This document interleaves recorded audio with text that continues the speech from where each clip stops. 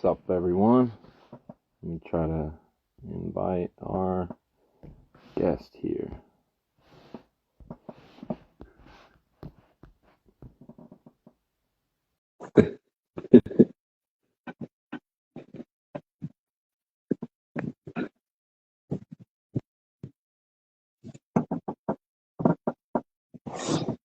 If you can hear me, just wave or comment in the chat.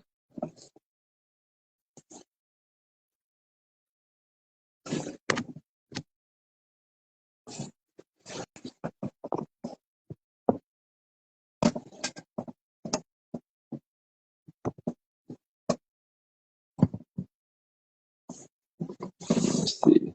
Let me see what's up with the. Just invited the homie over here so he can hop on with us. Soon he should be on. Let's see. Send another invite over to him.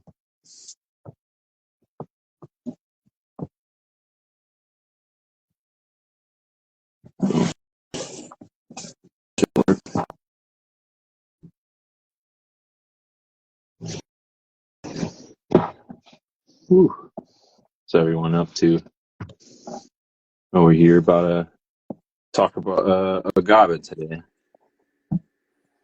Hey, what's up, Hello. man? How's it How you going? doing? All Pretty right. good. Pretty good. Do you hear Glad me we all made it right? happen. Yeah. Cool. Yeah, man. Let's see. Uh, I haven't done this before. This is saying send request. I don't know.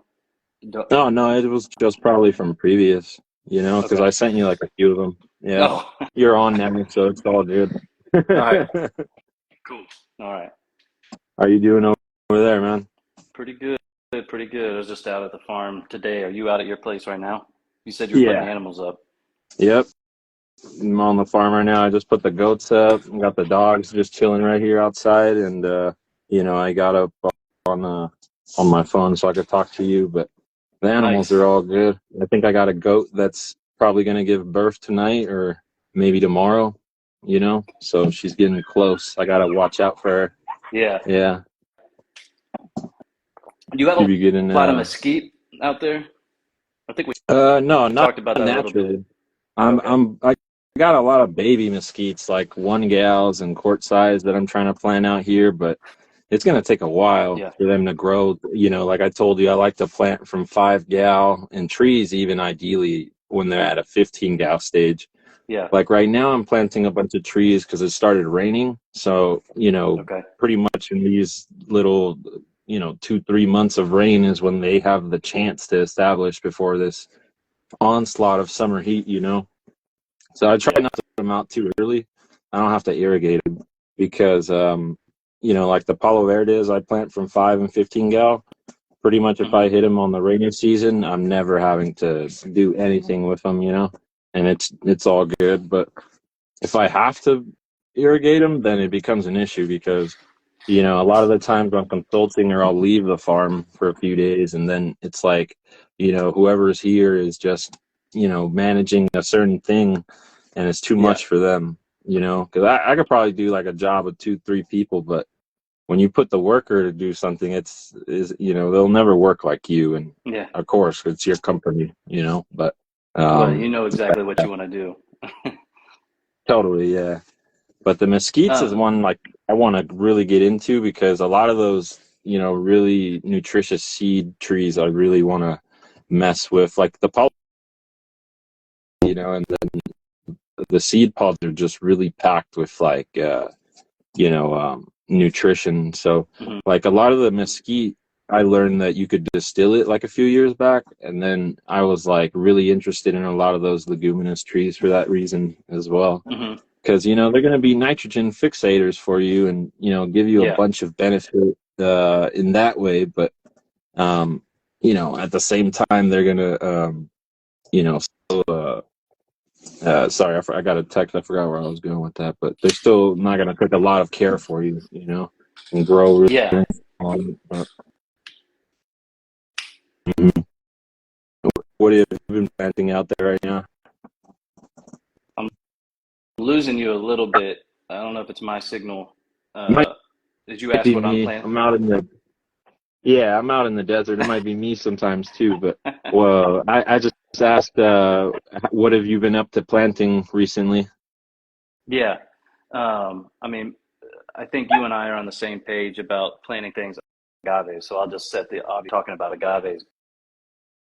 But in terms of trying to Totally. get stuff out on the land other than agaves, um, we have a good number of mesquite. It's funny, like that old saying, one man's trash is another man's treasure.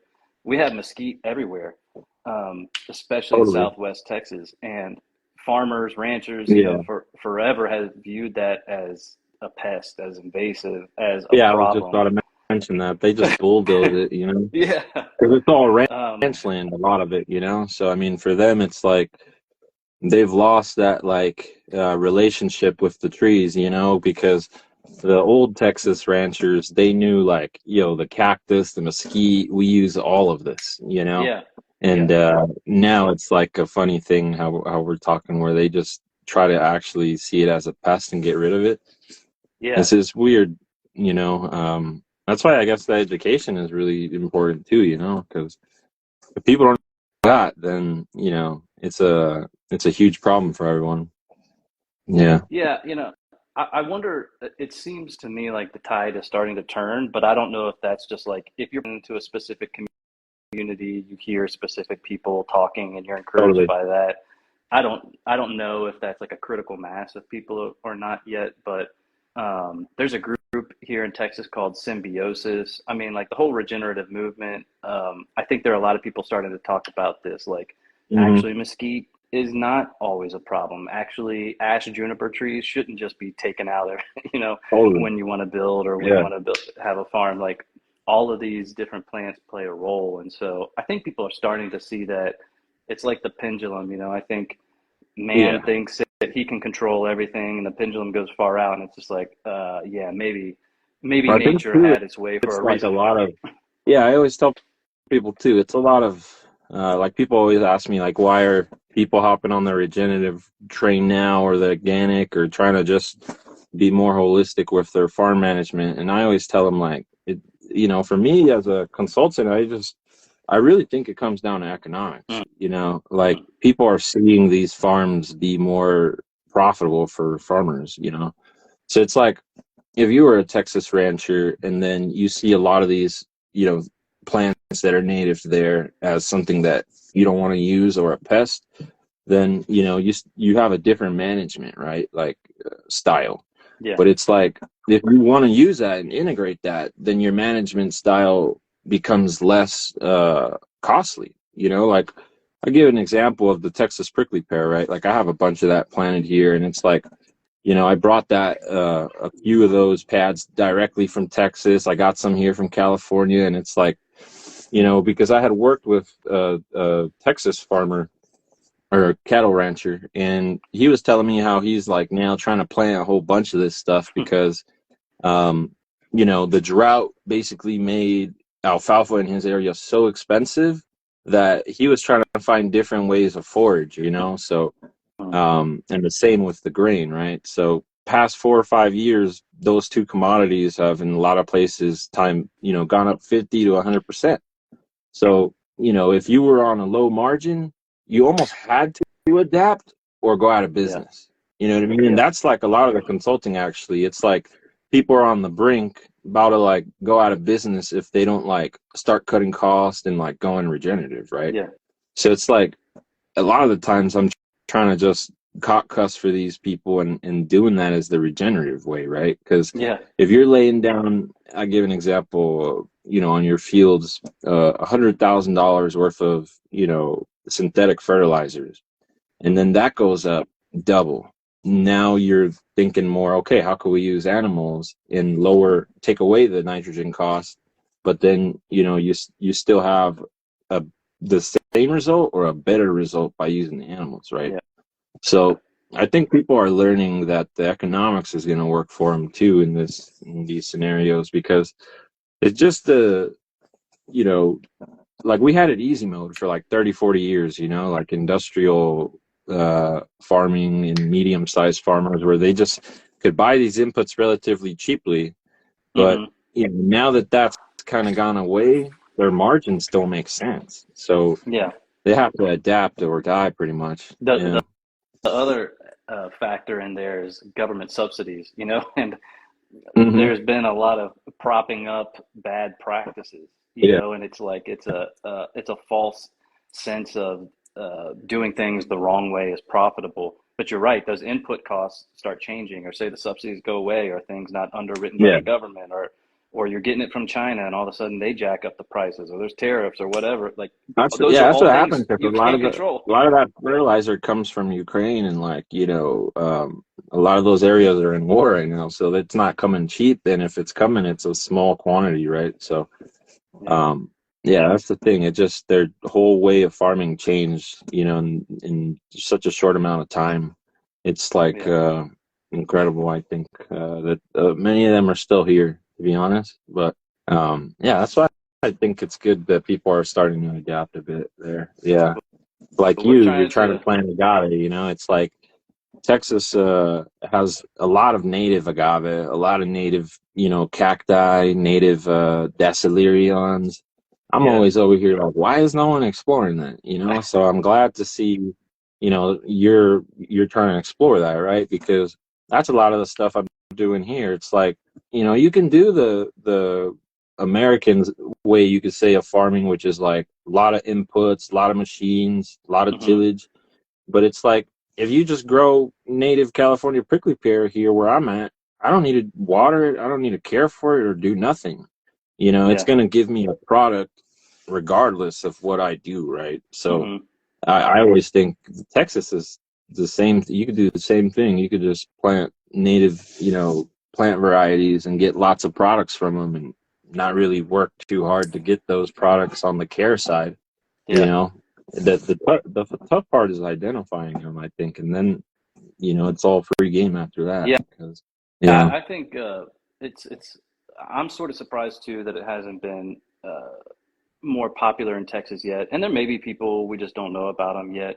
There's yeah, a group called Blasphemous. I don't know if you've seen them. They're doing an agave spirit. They're down near the border, and I feel bad for them. They had that the guy running that company, I think, has more of a family history, so yeah. they had maybe done that in Mexico for some period of time. So I think they were getting off the ground by importing some stuff and fermenting it here, but they had planted a ton of agaves from what I understand, and I think they lost maybe thousands. So I mean that's a Due real. to frost I or think yeah. Well, no, yeah. hogs. I think it was Because harmful I know hogs. lots of people have planted tequiliana in Texas, and then it'll go well for like a year, even up to 3 years, and then you guys will get like a crazy, Yeah, cold cycle or storm that'll just knock them all out. yeah. That's why Yeah. I'm not I'm not trying to No, play with yeah, that. As you tequiliana. It's amazing, but you I mean, they have a 27 Fahrenheit cold tolerance, and I'm like, I didn't think any of them would make it here because it gets down to 14. But I've seen a few cultivars that have done well out here, but it's not a species. I tell people, in Mexico, because they tell me, oh, is America gonna just like plan out a bunch of tequiliana and espadín throughout America? And I'm like, it's impossible. Like yeah they're all gonna die. yeah What yeah we're gonna plant here is gonna have to be like a lot of Utahensis and Neo Mexicana hybrids or stuff like that, because the cold is just gonna destroy everything. But yeah it's and interesting. People on the East Coast will tell me like, "Oh, what agave or cactus can I plant here?" And I have like huge list. yeah. So it's like there are lots of species that can make it, but it's not going to be those that like are you know generally Mexican, less cold tolerant species.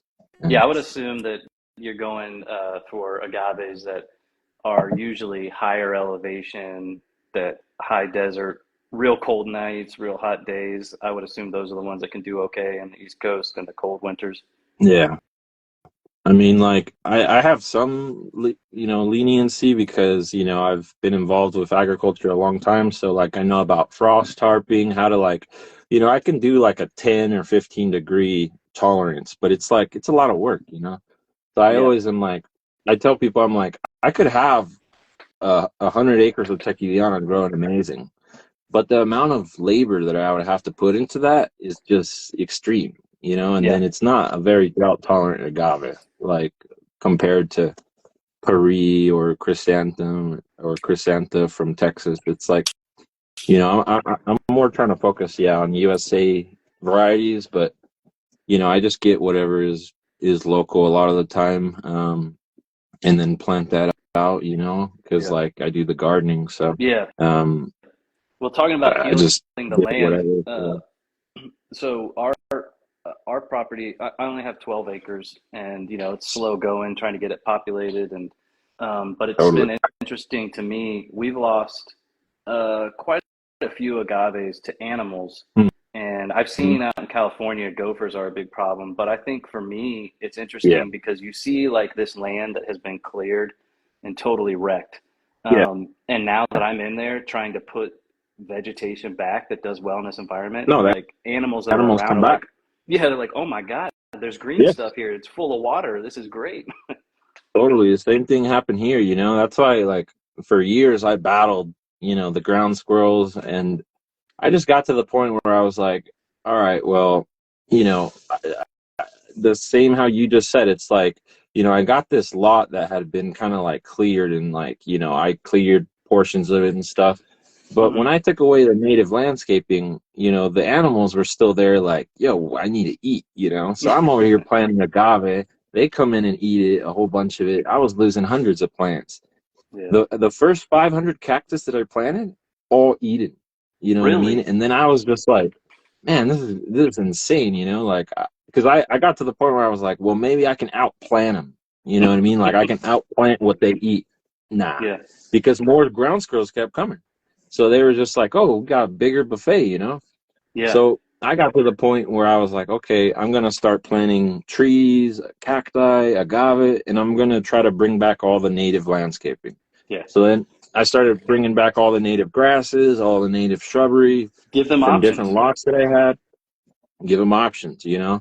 So now I have the natives plus my farm directly on top of it. Hmm. So they mostly go for cactus instead of agave or any of the trees. Interesting. And you know, now it's gotten to the point where I've outplanted them. So they might consume, say, you know, every week 20 cacti pads, but you know, I got every week 200, you know, or 300 coming out. So they're, I think, now an essential part of the farm. You know, I completely went 180 on it because instead of trying to battle them, I'm like, okay, now I feed them, right? Hmm. But what do I get for feeding them?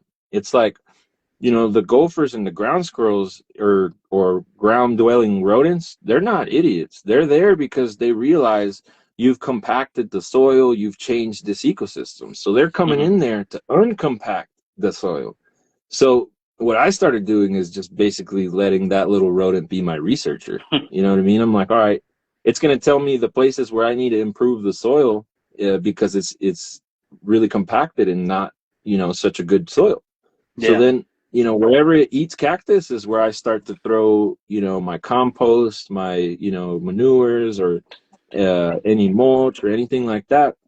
And, you know, I started realizing, okay, it's doing a job for me. It's improving my soils, you know. Yeah. So do you really want to get rid of an animal that's improving your soils? Mhm. You get me? Like Yeah. at the end of the day, it's a free worker.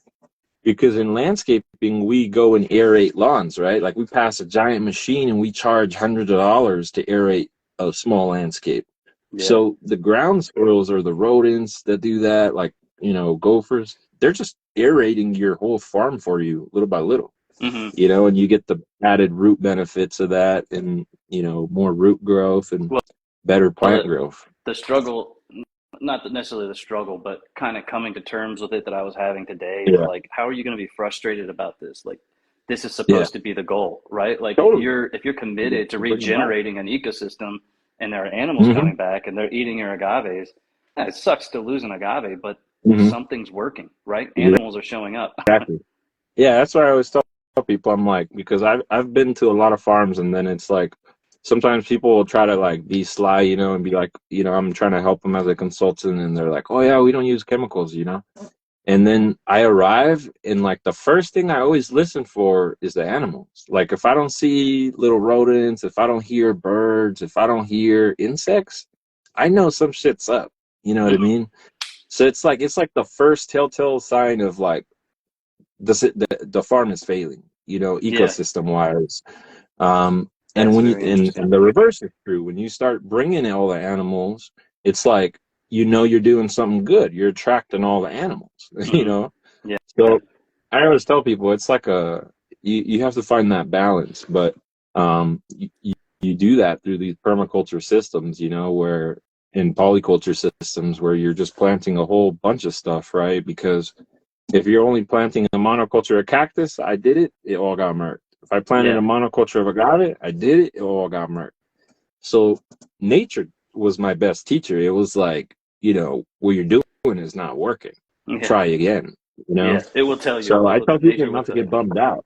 Yeah, like to learn from that stuff, like Also, I had I'm another client. go Yeah. Well, I ahead. was about to say I had another client tell me the other day they had a like disease on their, cacti and agave, and I was just talking them through like, the cause that I had of that disease is like too much water in the soil, just Hmm. based like preliminary off of, the pictures I was sent. And then I'm like, well, you got a monoculture of agave here. You should try to plant some trees and cacti and native shrubbery and, do that to try to get rid of that drainage problem. Because, you know, like my point is, it's kind of how we were seeing the rodents as a problem. Hmm. This person's seeing the water as a problem, but water is not a problem, right? Like I'm Yeah, collecting it. I'm trying to get as much as I yeah, can. The water you have to use it to your advantage, right? So if you have too much water in your soil system, your soil's telling you you don't have enough plants here for yeah, me. I need more plants. yeah. Plant So something to take that water God's up. root systems are shallow. Exactly. Yeah, Yeah. So I recommended some native trees and different type of commercial trees you might want to plant, but we'll see what's up. yeah. Well, I was out a couple weekends ago, and I saw a hawk for the first time, and that hawk has been Yeah. back every week. Every time I go back, that hawk has been there, and I thought that was so cool. I was so pumped. I was like, all right, because not only is it back to our point about more wildlife is coming, but that's also, that's another check within nature, right? Like that hawk is going to keep the Hmm. rodents in check. Okay, you want the rodents Totally. there, but if they get too many rodents, hawk Yep. is coming through. Yeah, you So. gotta Um, put some way of attracting those, hawks if you see they're coming. Like my whole thing is I'm a butcher, right? So it's or I do butchering part time sometimes, and it's like um I give a lot of that, scrap to my dogs or to the crows essentially. Like I'll leave little scraps out for the crows around the exterior of the farm. mhm. So they're always coming to my farm and they do the same thing. They're going after the rodents and stuff, right? So if Yep. you can find a way to attract those hawks a little bit more, you'll get more, or less rodent pressure. Yeah. Yeah. So that's back to the trees. So we've got the mesquite. After watching some of your videos, I've definitely gone and picked up some palo verdes. I'm really Hmm. excited about those. I think they'll do really well here. Um, and then I've put in a couple trees over the winter to get some taller trees, higher canopy Hmm. trees, like some live oak, some there's like a Monterey oak I put Nice. in, and then a cedar elm and some ash junipers. So we'll see, kind of like sprinkling those around. I mean, I don't want to have the whole farm under canopy, Yeah. obviously, but you got to Yeah. bring something in, and I think having different canopy heights is a good thing. Yeah, you could play with it. Like I mean, my trees, because I got the animals, so I'm going to be trimming them for forage as well as harvesting whatever seed or flowers they give that are edible. But that canopy, I'm planting them close to the agaves that maybe don't like full sun. Hmm. So it's like some of these plants that are young or maybe aren't as sun tolerant. I'll plant them close to the trees and use that canopy to my advantage, right? So in the Yeah, summer, I could trim them and then they'll get or in the summer I could keep that canopy and have shade on them. And in the winter, when I want more sun on them, I'll trim that canopy and feed the animals. You know, yeah, yep. so the canopy is something that could always be, played with. So, but then, yeah, you don't want to put. I agree. You don't want to put too many trees and then have too much work, because if you don't have if you're not using it for forage or something, it'll just become too much management. Yeah. Yeah. Um, you said something that this raises a point I really wanted to bring up with you. You said some agaves that are not as sun tolerant, or that, like, some Yeah. agaves like some partial shade. You know, I feel like one thing, this is not blowing smoke, but I feel like one thing I've appreciated about you, and why I've followed you, your podcast and your videos, for anyone in the US who's trying to get into growing agaves, there's really no education. Like, no one's talking about the farming of agave, the agriculture side. Yeah. Very few Everyone's on people the are spirit talking about. side, Yeah, and that's like all the. fine. I mean, like, even if you want Yeah. to grow agaves to make spirits, you have to grow them first. And there's Totally. very little in terms of um, educational materials out there for people who want to, get into agave Hmm. agriculture in the United States. And I feel like that's just passed down generationally. My brother-in-law Totally. has an agave farm in La Piedad. He's from the Yep. highlands of Jalisco, and that's like generational stuff that's passed down. If you're in the Totally. United States and you want to get into this, it's not like, here's how you grow agaves and here's what varietals or species you should Yeah, use. that's the toughest thing. I mean, like I tell people all the time, I'm like, half of my job, like when I sell agave, is actually the education part, because you know you can't even make the sale if you can't educate this person on how to manage it and what they're going to do with it. You know what I mean? Hmm. So it's like, if you could get over those two humps, then more people will start to plant agave, right? Because a lot of people like think it's such a tough plant, and it's not to say that it's an easy plant to take care of either. Like I always hear that from people, but it's also not the hardest Yeah. plant. You get me? It's somewhere in the middle, and it's definitely something that could be taught.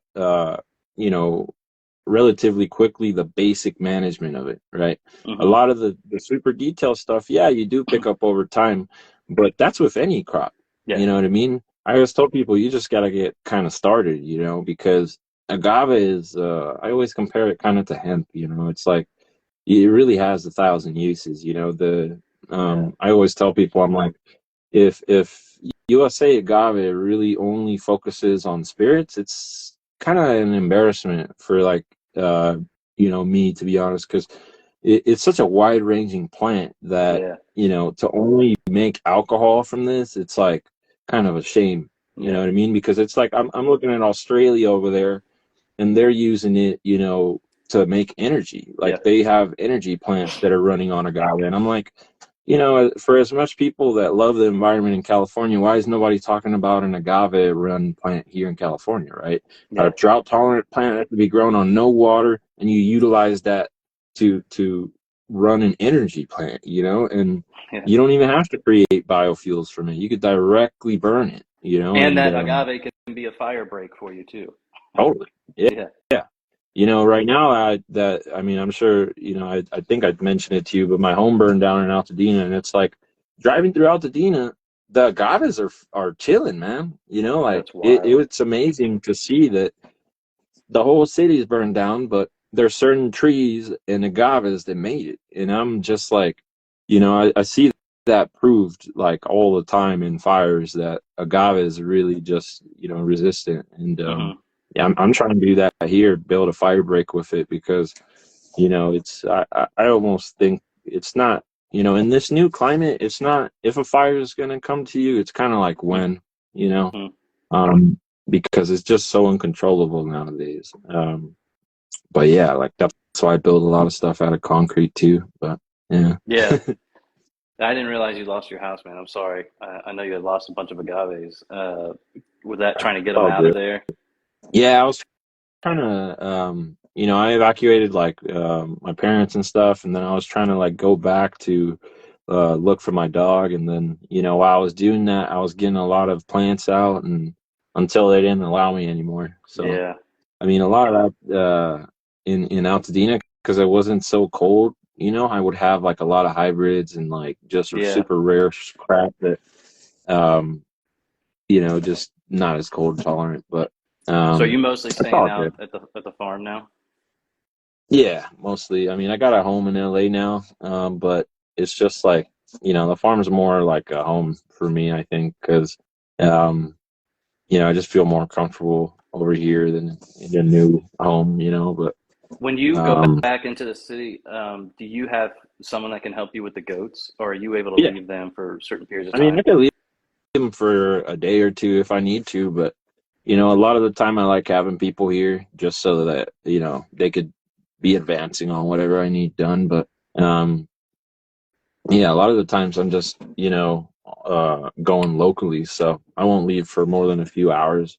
Got it. Like a lot of the farms I consult on are pretty much in LA County or in, Bakersfield area, which is Kern County. So Yeah. Okay. I've been trying to focus a lot of that down here, whereas, in years prior, most of it was in NorCal because I was out there. So um, now I'm trying to just, consolidate more stuff over here, but people don't know how to farm the desert here. That's like what we were getting at. It's like I'm trying to like even bring farmers here. You know what I mean? Mm. I'm like, buy some land here. You can grow agave. I'll manage it. Because people don't realize there's like all this agricultural land in LA County that's suitable for it. Hmm.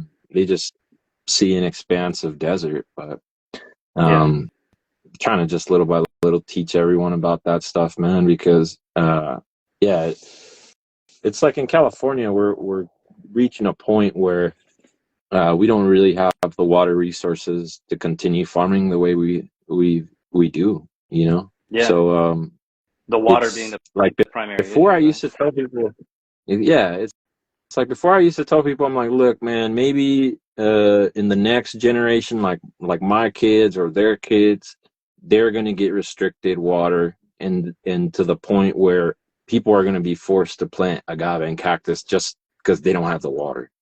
Hmm. And actually, that's like been sped up over the past 5 to 10 years. Like now, it's in my generation. So in my generation now, I think people will get between a 50 to 90% water cut, and I'm dealing with farmers that are in that position now. Like Hmm. I have nut farmers that might grow pistachio, might grow almond, might grow different nut trees, and before you were allowed to groundwater pump as much as you wanted, Hmm. and now they don't allow that. So basically, I had a farm that before could pump whatever they want. Now they can pump 15% of that. So they're all their trees are dying, and the land they can't even sell it because who wants to buy a dying almond farm?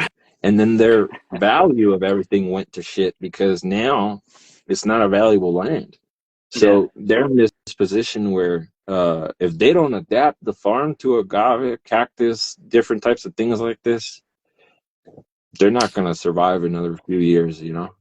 Like they Do you have to think they completely do you think they know change. that? Do you think they Oh, know they have that option? They're I've starting told to them. see that. I'm Yeah. straight up with people, man. I tell them you're fucked. I'm like, I'm looking at the numbers, and you guys got 2, 3 years of leeway. That's it. And I'm like, it. You should assume it's gonna get worse, not better. Yeah. So, um, I'm straight up with them because I don't like to see farms go out of business. That's actually the reason I do consulting. It's like I want to keep like there's a lot of great farmers, but they don't. They do stuff their way that they might have been doing for generations, and then they don't want to adapt. So it's like that's how this guy was. He's been a nut farmer for like 30 years. Right. So, to tell him you have 2 years to rip everything out and completely shift over to I recommend that he shifted over to Cactus and produce, prickly pears and prickly pear wine and spirits and all Hmm. types of seed oils. And, I gave him a whole list of shit that he could do with the prickly pears, Yeah. and how to grow it, how to manage it, all that. And, he's shifting over because that's his only option. Yeah. I mean, like I mentioned, he can't sell. It's invaluable, so he's got say a $10 million mortgage that's now worth 5, you know, Hmm. um, and the water makes everything just impossible, Yeah. so Yep. he's got about 1 year of now he's going to be shifting over, and I think he might become, if he doesn't sell the farm, he might become one of the largest cactus growers like in California and the U.S. And he might become. I mean, I give recommendations for them to be profitable, not just to survive. Like Yeah. I hope that he becomes a very profitable cactus farmer, and I mean, we'll see what happens. But the point is, I think that's not going to be a isolated situation. I think that's coming to all of California, man. Yeah. I mean, and you in Texas, I think that's something that's going to start hitting you guys too. Yeah. Because a lot of the drought situation in Texas also has been, you could say, kind of mediated by groundwater. Mm-hmm. So if they cut off the taps, how they're doing here, everything is going to change. Yep. Everything. Yeah. And they're not going to be able to build the infrastructure fast enough. Yeah. The aquifers are getting low around here. I mean, they already have, I would say light restrictions on use right now. It's more like how often can you water your lawn, irrigation, things like that. But, it's in check, like it's on the radar. Yeah.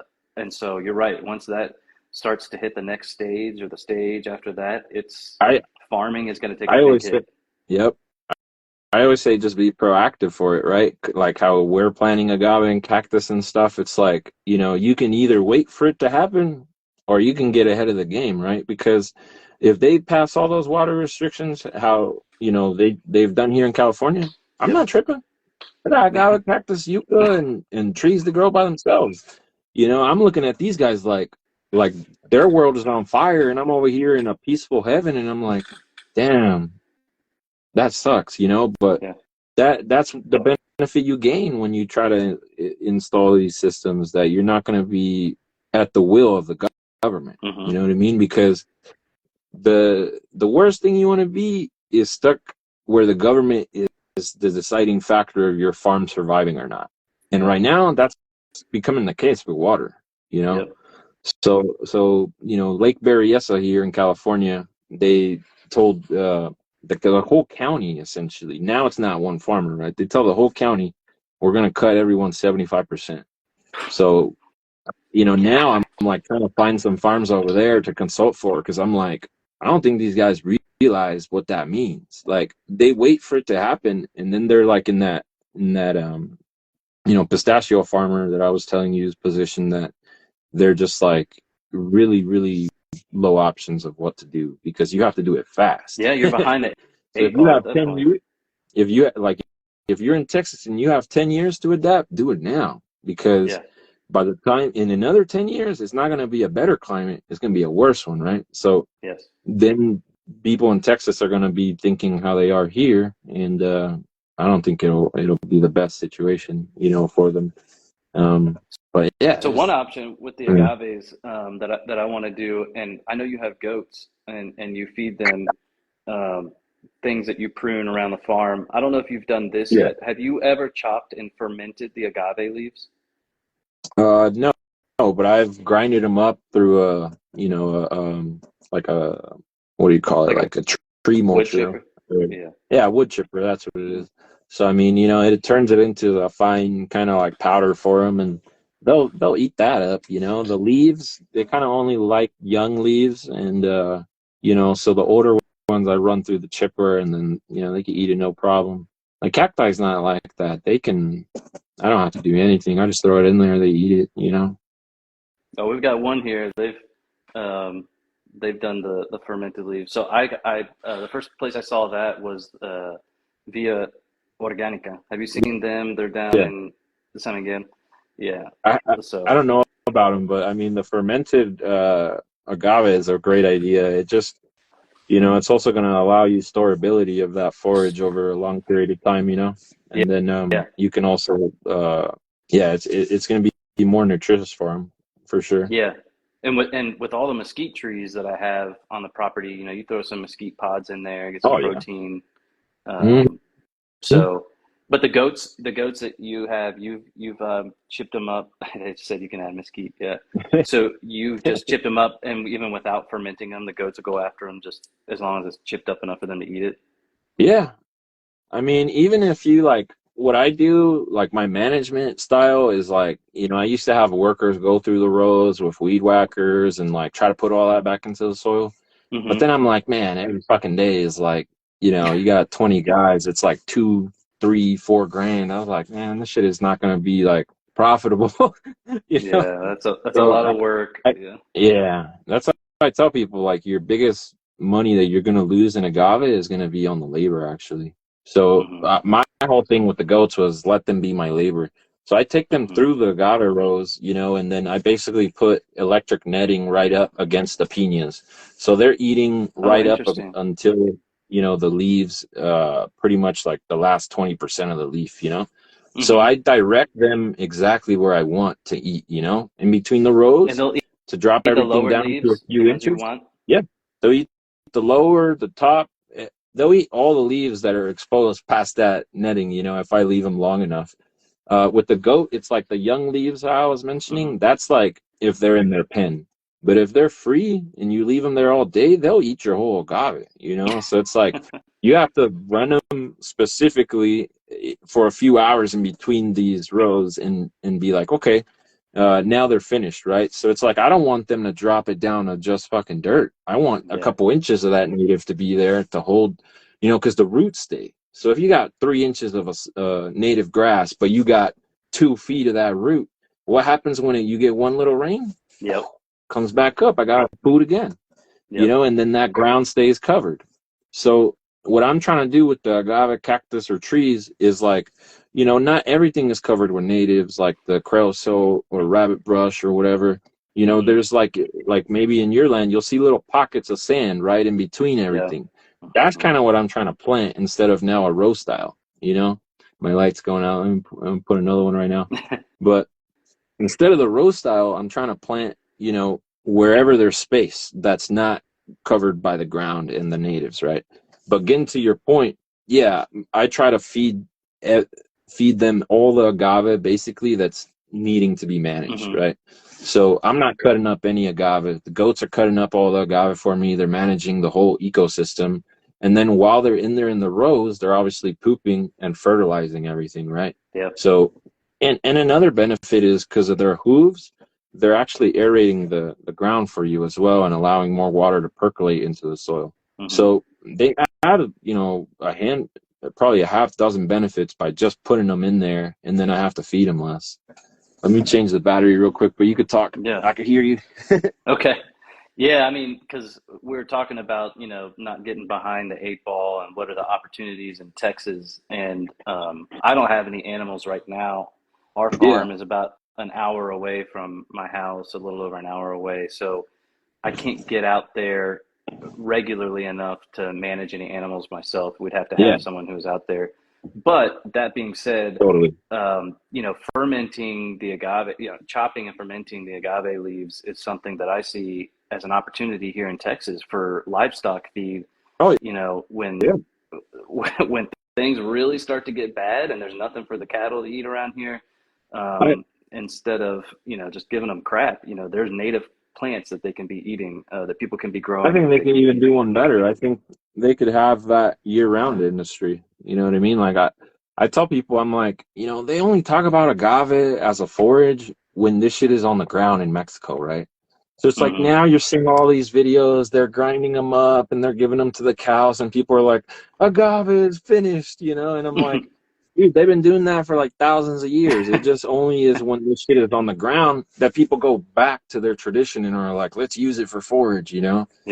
And I'm like, that needs to be year round every year, not Oh, you just when mean it's you on the mean ground, because right? the agave prices are so low right now? Yeah, Yeah. that's why it's on the ground. Yeah. When you only have agave going into spirits, what happens when spirits is down, or when that industry is not doing the best, right? Your Right. price is low. So right now, for instance, there's an oversupply of agave tequiliana in Jalisco, so it's 1 to 2 pesos, and tequila is still expensive, but that's what they're able to get for their agave right now, right? But why is it 1 2 pesos? Because you can only sell it to make tequila. If you Hmm. if you had a forage industry, if you had an energy production industry, if you had a fiber industry, if you had 10 different industries, that agave price would never hit the floor because it's always moving. Yeah. You get me? Right now, it's not moving. That's why it's on the Right. ground, because nobody wants it. It's like a basic But once again, principle of investing, right? Diversify. yeah, like if I was an agave farmer in Mexico, I would be doing what we're talking about. I'd be starting a forage brand of fermented agave and trying to retail that year round to, as a forage for goats, pigs, cows, all of this, because Mm-hmm. then I don't have to worry about what the price is, right? I've vertically integrated my company.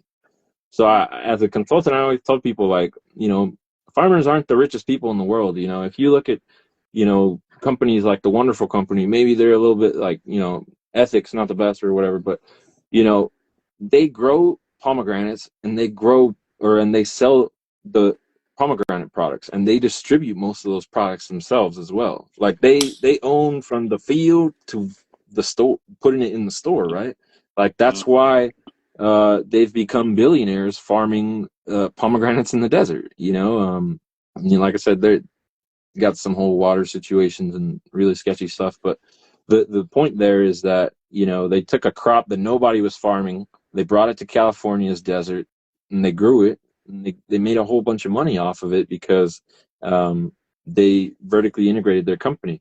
I know lots of pomegranate farmers that aren't rich at all because they sell a commodity. You get me? So they might sell their pomegranates to a company like Wonderful or whatever to make products. And if you're selling agave as a commodity, you're likely not going to make money ever except the year when it's good. And Yeah. the other years when it's bad kind of take away that good year, Yeah. That's So a lot of time and investment for waiting for one good year.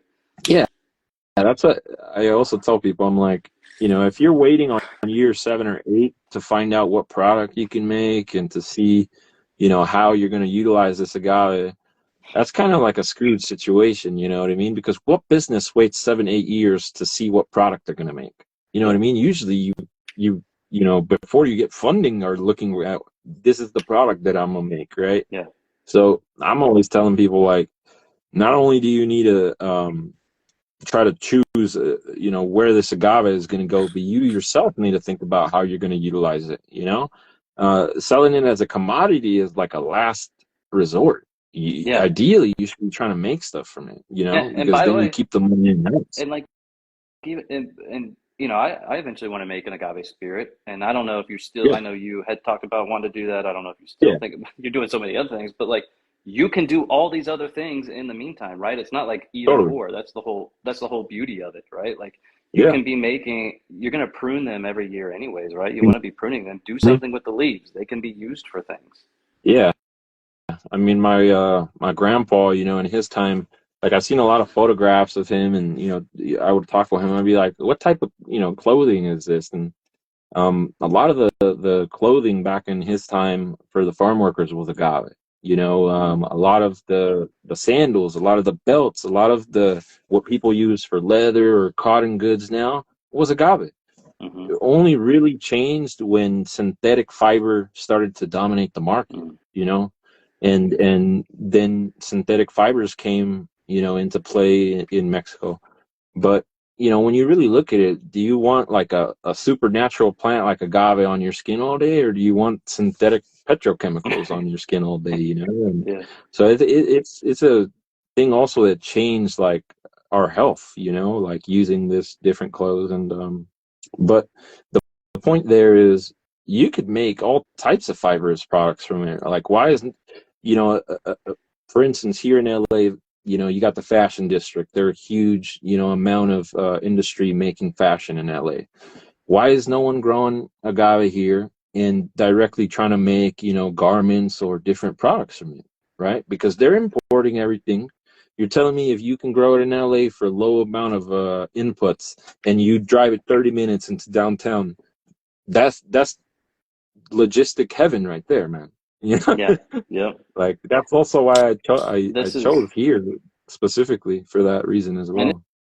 it's education, to go back to that point. It Hmm. takes education and people learning about this. And that was my whole thing when I came into this. It was just like there was so little out there. It took I don't even know how many hundreds of hours of research, just, being interested in agave Yeah, and trying to understand and like find resources. And you follow this very niche community and you try to learn from each other, and that's all cool. But there are very few resources yeah, out there. And I think it's people need to learn more about what the opportunities are with agave, other than you grow it, wait 7 to 10 years, then chop it up, cook it, and make a spirit. totally, yeah. That's why I tell people, like, it's good to research agave online and stuff because, like me, like, uh, I only maybe knew agave tequiliana, from Jalisco, but then, because of that oral history, I started, trying to research agave on my own thing, right? Because I studied history at UC Santa Barbara, so I always approach stuff from like, okay, I got to learn all this info about it before I approach it, right? So when I went into agave, before I planted one plant, I was like, well, what can I do with it? And I'm like, okay, I can make, a spirit here, but to me, that wasn't like, you know, like groundbreaking. Like I could go start an agave farm and make tequila in Mexico tomorrow. That wasn't like groundbreaking for me. I was like, oh, I'm making spirits.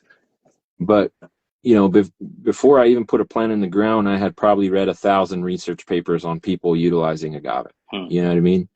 And those papers talked about construction uses, like, they talked about how to use the fibers. They talked about, chemical research going into saponins and all types of medical uses. And I looked at different people in Mexico that had gotten patents on different agave syrups that they've gotten into clinical trials for cancer research. And it's like, I started realizing like, okay, there's like 1,000 things I could do. I just got to get it in the ground, right?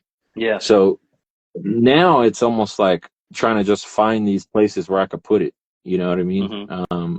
And a lot of that is, I think I have to create it as well because um, people don't want to risk a lot of that at first, But like, for example, like I've processed a lot of the fiber here and like made like rudimentary sandals, right?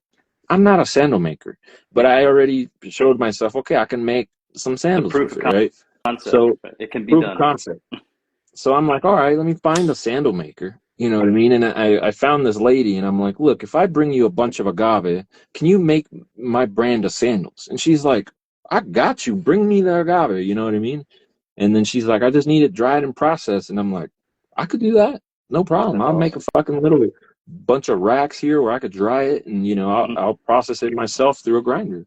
So, you know, that is one way already. I'm like, all right, well, I found a place where I can turn this fiber into a product, right? Hmm. And then it's like here, I do a lot of my own construction. So it's like I'm utilizing agave fiber grinded up in concrete, right? So I had read a lot of research that it could potentially strengthen it. And, you know, that research, like some said it would strengthen it, some said it wouldn't. And then, I put it in a slab. And to me, the slab is almost comparable to a concrete slab. It didn't look like it was any stronger, right? But then I read a research paper where they didn't just use cement, right? Like they used a non-binding concrete mix or a non-cement binding concrete mix. So instead of cement, they used another binder. They used regular lime and they basically threw in the agave fiber in there, I think with maybe one other ingredient, but that actually ended up being much more stronger. And then, when I tested that here, I did the same research thing that they did in that paper. It looks to be much stronger. So I mean, I have more weight on that slab than the other one, and it's doing, it's performing better. That's very But interesting. that's the type of shit that I'm really excited about, right? Because it's like, I mean, construction industry in America is hundreds of billions of dollars, right? Like, Yeah. whereas the whole tequila industry, like, say you got 100% of the market somehow, you were Jesus. It's only 10 billion. You know what I Hmm. mean? It's nothing compared to what the fiber, what the construction, what the energy Yeah. industries are in the country. So as where I'm like, where can I put the more agave for my farmers, for my friends? Where can I place the most agave? I don't think it's spirits at Hmm. all. You know, I think we need to be hitting up construction companies, civil engineering departments, and you know, universities, and working with them and showing them, yo, this is a stronger you know, material. How can we utilize this? Mm-hmm. And the same thing working with construction companies to try to, okay, how can we maybe integrate this into some of your projects, right? Yeah. So, you know, I told a constructor straight up, I said, look, I want to see if this could be used kind of like hempcrete in insulation. Mm-hmm. And then I told him, I'll give you agave fiber for free, and I'll even help you mix it and do the wall. Mm-hmm. All I want to prove is the proof of concept. You get me? Because if I could prove that this shit has a great R value for Mm-hmm. constructors, we're gonna be rich. I mean, Yeah. you're gonna need all the agave that exists. Yeah. You know, and that's the thing. You need just one of those groundbreaking things for agave in the U.S. for it to take off like crazy. You know, and spirits. I mean, I don't know if that's gonna be it for Yeah. sure.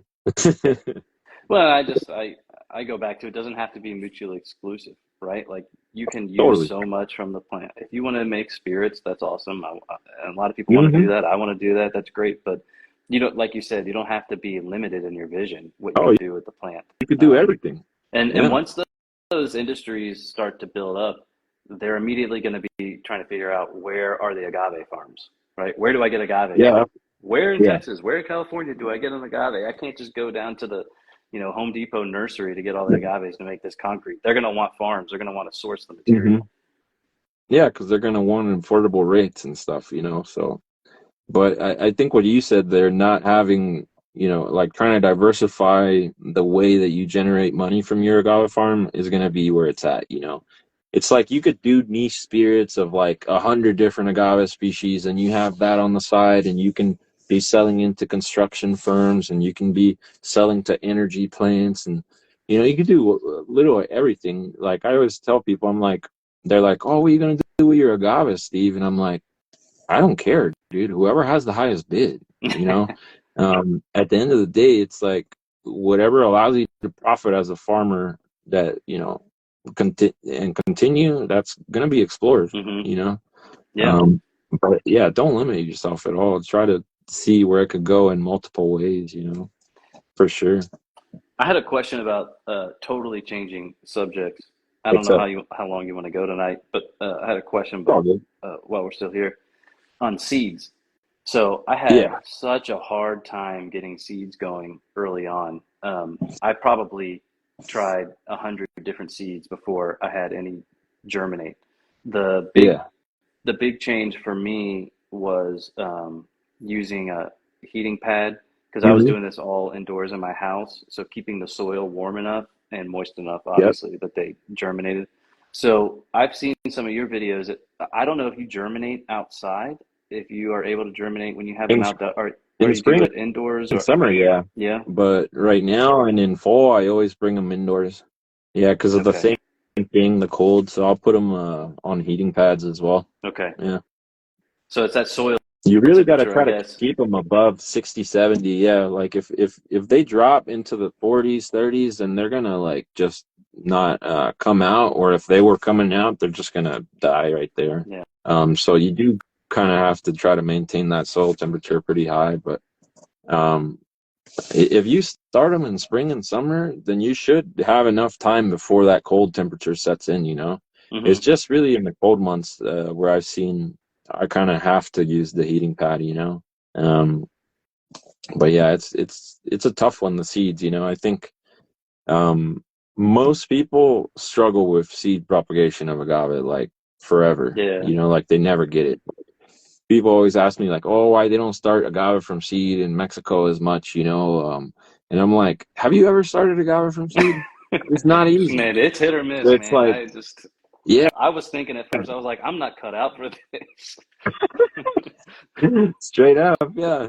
But I tell people, I'm like, it's not that they don't want, it's that they can't. Yeah. You know, a lot of people they don't want to buy the seed and have these seeds die and go through that learning process. You know what I mean? But if they did, that's where the end game is, right? That Yeah. you learn how to grow seeds, and now you're producing extremely affordable agave for your farm, you know? I've been So at the using end of the day, it's worth it, man. I've been Oh, using that's these nice. guys, Yeah. and what I like about that, they're just the little discs, you know. Yeah. You Yeah. know what I'm talking about? Yeah. Yeah. They're like, They're like, well, they're good for when you want yeah, to have them separated too, yes. you know? So they're Yeah. each individual little disc, and obviously once they soak up the moisture, um, and what I like about this is they will germinate at different times, right? And I've Hmm. noticed that if you have them under a humidity dome, once they start popping, you got to get them out of Yep. there. You got to get them fresh air. Yeah. And Yeah. the problem They'll I was rot out having on is you. like, yeah, They'll rot like out on you. Yeah. so I was having some that were germinating, they're popping up and they're ready to get out. Hmm. And if I had like one bed of soil, it was you know, all or nothing. I could take the dome off and let the one that Yeah. germinated survive, or I'd leave the dome on and then that one dies and wait for more to germinate. So these, what I like about the Yep. disc is you just pull it out, put it somewhere else, and that the sleeve around the cocoa, whatever you call it, coconut coir, Yep. it's biodegradable. So you could just kind of put it down into the soil once it's ready to go and leave the dome on to wait for the others to germinate on their own time. So you just kind of take them out one by Yep. one. Yeah. I have like little different stations for it, for the same reason that as soon as they pop, you don't want them to be with the rest of them. But the only way, sometimes like I get over that is if I'm planting all in soil and they're exposed to air, you know. Hmm. So, but once again, I can only do that in 2 seasons, so I'm limited there. Most of the time I am doing them with dome houses and stuff, but I've not yeah. I have not had a single one germinate in open air, but It's tough but for sure. I refused to throw them away. So when if it doesn't happen, like a couple months have gone by or something, Yeah. I'll take them out to the farm and I'll spread them around. I'm like, I'm not throwing it away. Who knows? Well, Maybe. what I tell people too, a lot of the times when they have tough times popping them, it's like you can just put them like on paper towels and just like, you know, s- finally mist them as well until they pop, and then you Mm-hmm. can place them in soil with like tweezers and stuff. Yeah, I But once did a again, it takes a couple. little bit of learning. So, I mean, but for me, I found that way a little bit easier actually sometimes. Like, I'll start a whole bunch of seeds on a napkin and then, they're uh, able to kind of just have like, an easy time sprouting. But um, sometimes in the soil, they kind of get stuck, but uh, yeah. What do you call it? I was going to ask you, have you planted any, varieties of agave that are Texan, So that's what I'm trying to focus on. And, I think there will always be a debate about like what is really native, what's become Yeah. domesticated and all that. But yeah, I try to do as much research as I can. And Texas A&M is really good on the agricultural side here in Texas. So they've got some good research Nice. on native Texas plants. So Yeah. what I've been trying to focus on is agaves that, from what I can tell, are native or arguably native to Yeah. Texas, because if they're native here, they're native here for a reason. And so Totally. agave Americana, I mean, you can't drive into any neighborhood in San Antonio without seeing an agave Americana. They're all over. So we've got Yeah. those. We've got some agave Harvardiana. Those are really big in Great the one. Yeah. like real West Texas. They're usually higher elevation, but Yeah. They're they're usually like in Big Bend, I think, area. yeah, exactly. So I think, closer to the sun, they should do fine with the sun exposure out on our farm. And they're also Yeah. cold hardier. So they've done all right.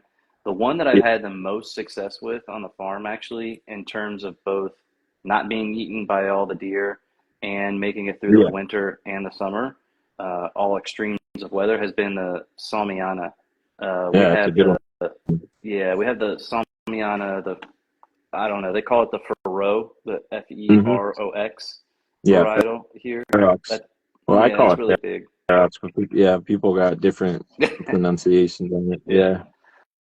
Yeah. It's a good That's variety. another. Yeah. I love it. It has been a stud on our farm, and That's I good think to they're hear. beautiful Yeah. agaves. Because I mean, I I've tested them here, and like it's gotten down to 14, and they're still performing for me. So it's nice to hear that in Texas they're doing well too. You know, Yeah. um, I was gonna recommend you can maybe look up agave crescenta, because that agave also is a fairly large agave that's native to Texas, I believe. So Yeah, um, I've seen that. I've seen that recently too, and I need to do some more research on that. It's interesting you say mhm. that. Is that a hybrid or No, it's a native wild plant. okay? Yeah, There's I'll check it out. yeah, they get fairly large. I've seen them in the wild, in like really tough environments, and like same thing, like they'll be covered in snow, and they have like a really good cold tolerance, wind tolerance, elevation. But they get big. Hmm. That's the one thing too why I want to get some Havardianas or more Havardianas and more Crescenta. It's like, a lot of these Texas agaves are like the biggest USA agave types, you know? Hmm. So it's like, I mean, Howardiana is going to be like 10 times the size of like a mini agave times the Cibora Spina, It's Mm, like, so when I'm looking at USA varieties, the the best ones, some of them are actually from Texas. Like yeah. in Arizona and these places, they're small agave, Have you they're looked at very the hardy as well. Have you looked at the Neo Mexicana? I think we talked about that before, Yeah, right? Neo I think those are Mexicana is one beautiful. that really, yeah, I just love the look on them.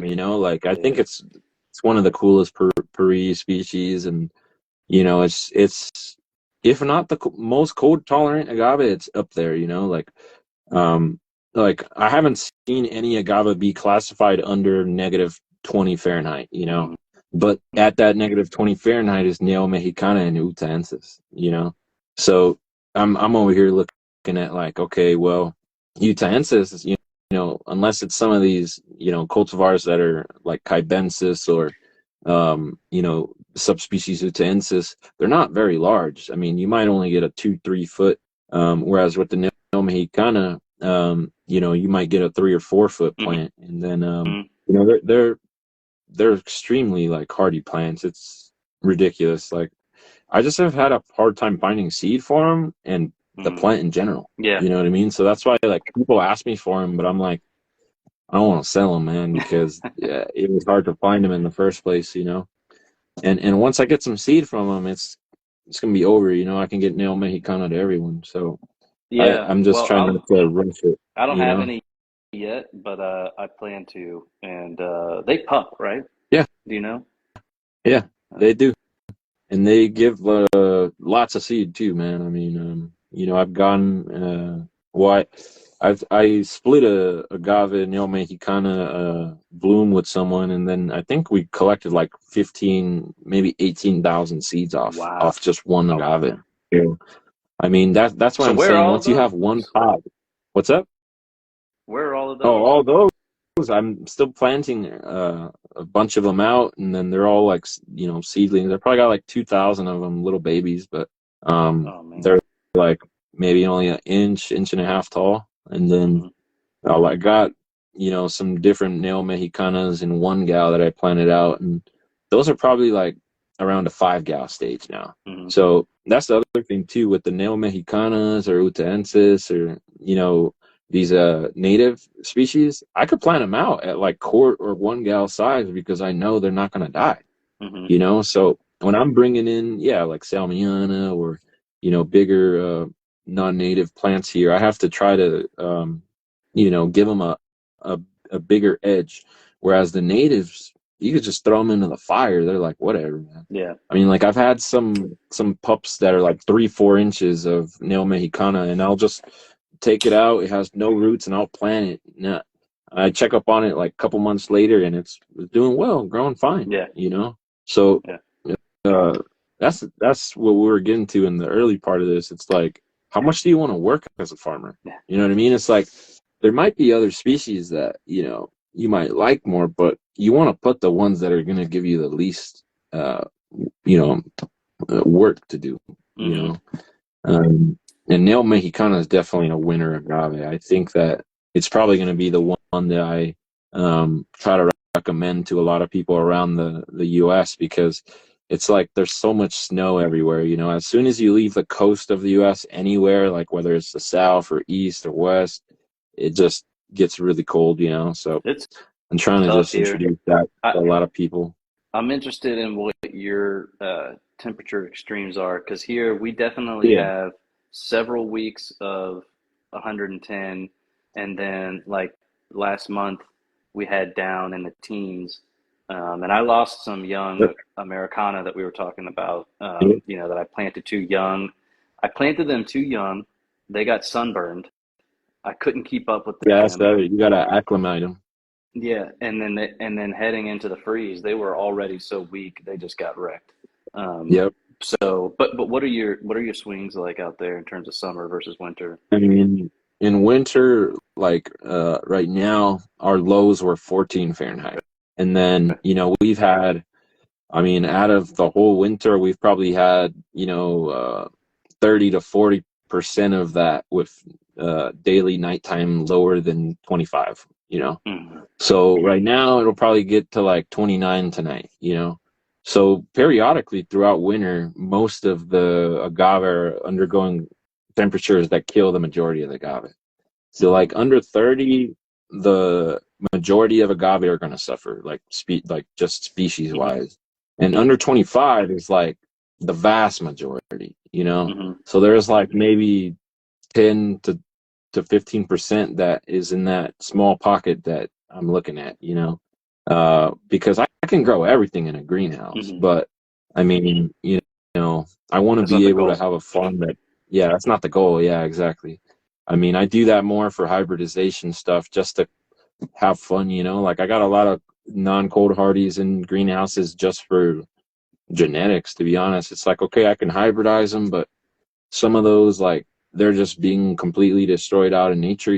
So like a lot of the showy that I have in greenhouses, it's like I don't even want to make spirits from it. Like I just want to give it to people that are in restoration projects or something, because there's not very much of it left in the wild. So I feel like kind of like guilty making spirits from something that might be endangered in my lifetime, Hmm. you know.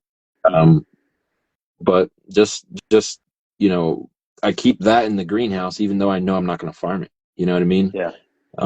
But I also have showy hybrids here that I'm farming, right? So I can combine a native California species with something that's more cold hardy or something that's, from Texas or whatever, Hmm. and get that showy genetics to still be present.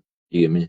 So while I might not use some of these agaves like their main, like trying to grow thousands of them, I plan Hmm. on making, cultivars with them that still are able to take the temperature swings. And, Yeah. that's the cold, but it's like on the summer, it can go, we reached 120 Fahrenheit here, and it gets, over 110 probably for over a month or a month and a half.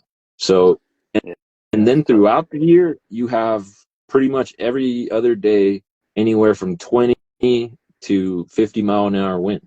Like we're at, pretty high elevation. So it's just, and we're in a valley Yeah. surrounded by mountains. So we get the wind pickup and come through here all the time. So, I mean, these agaves are just like in the worst, Yeah. like, because I'm from Jalisco. I'm like, it's heaven over there compared to what I got them in, Yeah. you know? That's where the Here trees it's, can help you out. I guess you got the trees oriented in yeah, a way to kind of help break up some I'm of that wind. trying. I'm trying to plan a couple windbreaks and stuff like that. But, I also am like, man, you know, I got, like I mentioned, like these native varieties like Neo Mexicana and, native to the US, at least, not Hmm. California, but it's like all these varieties like the Paris and, the Crisanta and the Havardianas, like I don't have to do anything. Like they just take the wind.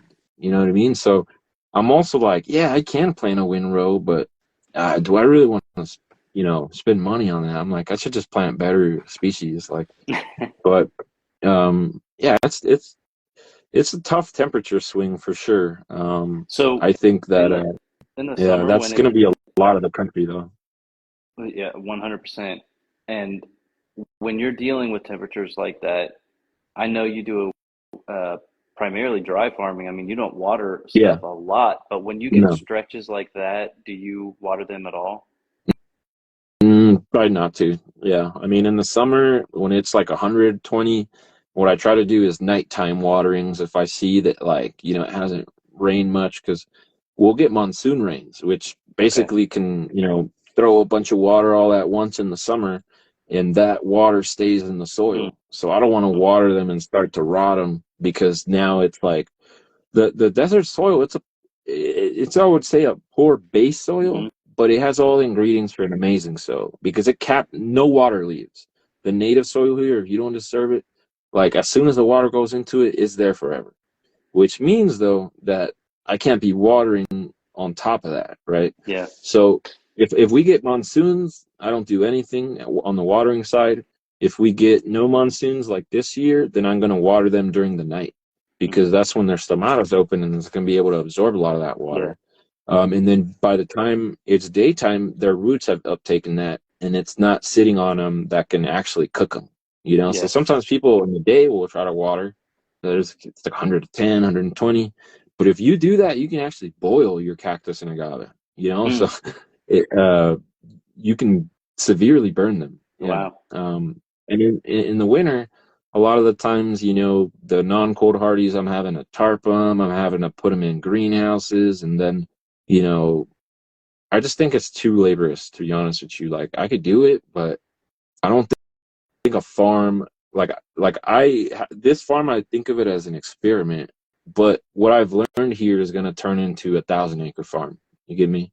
So I don't want to scale something that takes work, because you're saying, oh, 15 minutes now, 20 minutes now, but times 1,000, Yeah. now it's a fucking issue, right? So what I'm trying to do here is like, okay, I figured out maybe these few dozen agave, these few dozen cactus species, these few dozen, tree species that could be dry farmed, and take these extremes, and then that's what I'm going to double down on. Now I can scale to 1,000 acres, because I know exactly how to do it, right? Yeah. Without labor, and without water, without fertilizers, without any inputs, to be honest with you, besides me and like a worker or two. Mhm. And that, I think is going to allow me to be at a good margin for what I'm making on my agave. And, I think, yeah, people are going to have to definitely try to do something like that, because if you're wasting too much inputs on your agave, it's like we're already in California, or you in Texas, we're in the United States. I mean, it's much more expensive to run an agave company here than in Mexico, and you have to find places to be more efficient without sacrificing quality. Yeah. You get me? And that is going to be tougher for people, you know what I mean? Because, for instance, they might try the labor, the heavy fertilizers, the heavy water, and when they have a high price spirit that they're trying to sell, it's not going to sell, you Mhm. know? So, uh, yeah, it could be dangerous there.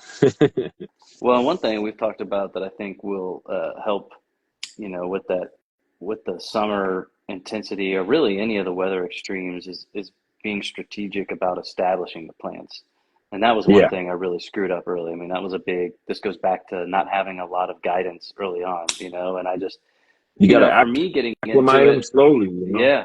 Like And when I bring trees to the farm straight from the greenhouse or from a nursery or from anywhere that's not here that's extreme, I always put them under trees, so where they're getting some sun but not a lot for a few weeks. mhm, That way they get used to the wind, they get used to the climate without being in, the direct. mhm, And then after maybe a month or two, I'll plant them. mhm. So it's like acclimatization is something definitely really, really important to agave. Even, you don't want to put them out there before they're needed. Yeah. But this is the absence of. I mean, you need to put together some materials, man. You could sell you could sell some materials. This is the absence of Yeah. like agave, just sort of within the institutional knowledge of the United States agricultural field. There's a complete Hmm. absence of agave farming knowledge, and so everything that's out there is really just like home gardeners, Yep. and Yep. um, and when you read a lot of the literature in the U.S., and I won't even call it literature. It's just like guides or web Yeah, pages it's or what whatever's people out there. got It's put like, together. yeah, it's like agaves love sun, agaves love Hmm. the heat, agaves don't like to be watered. And okay, I mean, yeah, there's succulents. That's generally true, but like I'm just out here like an asshole, like just throwing agaves in the ground in But 110-degree sun. They're yeah, getting rocked and a lot of the sunburnt time and it's just they don't think that there's multiple agave species. hmm You know what I mean? Like they assume that every agave is the same, and that's definitely not the case. You know what I mean? Some agave you can do that. Like if you get a Utahensis, you could, dude, you could throw it in. It's a 120-day and plant it. Nothing will happen. But most agave, yeah, they're gonna suffer a bit. So um, and yeah, that especially if education you is important. Like that's why I'm trying to work with researchers, not only in California. It's like I'm talking to PhDs in different countries that are working on agave to try to come to a global education consensus of like how can we put this knowledge into farmers' hands. You know what I mean? mhm, Because I don't only think we should be planting agave in California and Texas. I think we should be planting it around the world. You know yeah, what I mean? Like the problems you and me are talking about, it happens yeah, everywhere. Like in Guatemala, they don't have, I'm from Guatemala too. They don't have consistent rain anymore. People are starting to do what we did here 50 years ago, which is put in wells. And how we're talking about that's going to lead them to the aquifer destruction, right? So the world is completely changing, and it's going to be something that can help everyone. You know what I mhm, mean? Like I've been talking to cactus farmers in Europe that are starting up, and I'm trying to get them on agave, man. I'm like, look, like you guys got agave growing naturally, agave americana, all over a few European states that are touching the Mediterranean, right? So like Italy, Greece, Spain, Portugal, all these places have like agave americana, how Texas and Cali do, where it's just everywhere. mhm, And I'm like, go get those plants and start an agave industry there, because this guy I was consulting with, it's like they just have an insane amount of plague on their wine. There's a wine glut. The same thing I'm consulting for California vineyards, they're dealing with in Italy. That it's a really tough market right now, and they're having to rip out vines and they don't know what to plant. And I'm like, go for agave, man. Like if you don't have the resources that you need anymore. yeah, Um, and I think it's something that's going to go around the world, and they're each going to do their own little thing. Like if Italy grows agave, they're one of the fashion centers of the world. They could easily start producing clothes out of it that's really high quality. um that's going on in Africa right now. Like you they're better get your producing some trademark on solid your flip agave. flops. Yeah, You well, better I call them trademark that. huaraches. That's the huaraches from Mexico, the Mexican sandals. That's what No, I styled it on. I'll They're talk to my basically wife. like sandals, but they just have the front covered up. So I mean, you Oh, can run in okay, them, yeah, like yeah, you can do all types of shit you couldn't do in flip flops in them, and they're legit, man. But yeah, definitely, I'm gonna start to work on that more. It's just I gotta get more agave, man. That's the thing. It's like my farm, I want it to be profitable from day one. It's maybe not making a lot of money, but it's not losing any money, which is for farming, very tough. yep, So from the beginning, I was like, all right, I want to just uh, try to make this profitable, and I just most of my profitability on this farm comes from agave sales. So it's like I'm fighting yeah, myself. You know what I mean? I want to yeah. plan all that agave out, but then somebody comes and is like, "Yo, Steve, I need 10,000 agave," and I'm like, "Boom, there you go." Like that just happened to me this month. I'm like, okay, well, my home burned down. I need to make some more money. I Yeah, took the 30,000 40,000 agave that I was gonna plant this year, and I just sold it wow. because that allowed me to sustain myself. But what does that prove for me, dude? I did more in January this month than I did in 6 7 months last year. Wow. I'm proving to myself that agave can be more productive, right? If I had the Hmm. plants. So over here, I planted 100,000 seed last year. I sold a lot of those seedlings this year, and I'm like, nah, this spring I'm going 500K. I'm gonna put 500K in the seeds in the ground or in propagation. Hmm. Why? I want to have more agave than I can sell and more agave than I can plant. Mm-hmm.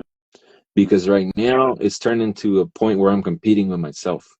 I want to plant these agaves out, and then, I also want to maintain profitability, so I end up selling them. Yep. So I probably only keep 10% of what I sell, and that's, what I have on my farm. And once it hits the ground, that's it. No more selling. You know what I mean? Yeah. So if it gets planted, I'm not going to go unplant it. Yeah. But Well, and uh, you can make that assessment as you go, right? Like if the price is not yeah, right, you just put it in the ground. like I tell people, the growing and selling agave plants is something that, I didn't want to, how I told you, wait till year 7 to become profitable. I was like, look, if I'm spending 1,000 and I grow 100 agave plants and split the 1,000, Hmm. that's a cool year, So that might have been like probably how my first year was or whatever.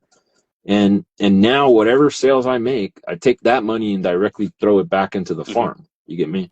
So it's like eventually I'll reach my level that I want, but my goal is from year 1 or whatever to be profitable so that still in existence, right? Yeah. Yep. So if you wait till year 7 to try to make some money, it might not work out for you.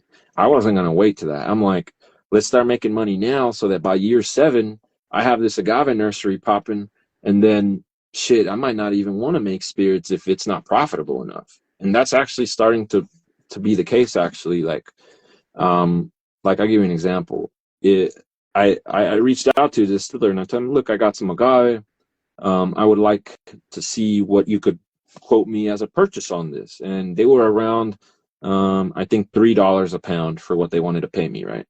So I'm like, oh, over here, I'm like, okay, well, this pina out of this mature agave, that's a 6-year-old agave, I might be getting, it was an agave Vil Moriana, so I was getting 30, 40 pound pinas. Hmm. I'm like, okay, that's around $120, $140, whatever, per agave that I get at maturity, right? And I'm like, that's cool. I got a buyer, whatever. But then those agaves, I have them as 5 gals, and I'm selling them for $30, and that's a 1-year plant. Hmm. Now, you get me? If I can sell 6 1-year plants and I make the same money that I would have, from that plant of maturity, it's gotten to the point where I make more money on the plants than I ever would from selling my agave as a commodity. So the only thing that I think, will allow me to make spirits now is actually creating my own brand, because what they're paying me as a commodity is not what, Yeah. you know, I could sell the plant for probably, you know, probably 5 to 10 times more in value, you know? So that's the other thing. I'm like, well, I don't know if we're going to be making spirits if these plants are able to be sold into landscaping at these prices everywhere, because, Yeah. I'll just you know, let it bloom, yeah, take the seeds, and have yeah. yeah. And that's the But other thing. I'm making a bunch of money off the seeds, man. I sold probably over 100,000 agave seeds this year. And it's like, you know, if you get, I'll give you the example. One agave gives you, say, 20,000 seeds. Same example. Let's double what you got from your agave. Let's say it's a tequiliana and you get a 100 pounder. They're paying at $3 a pound, $300 a plant. Now you take those 20,000 seeds and you sell them at 10 cents each. That's 2K off that one agave, mhm. and you make 5 times selling it as a commodity.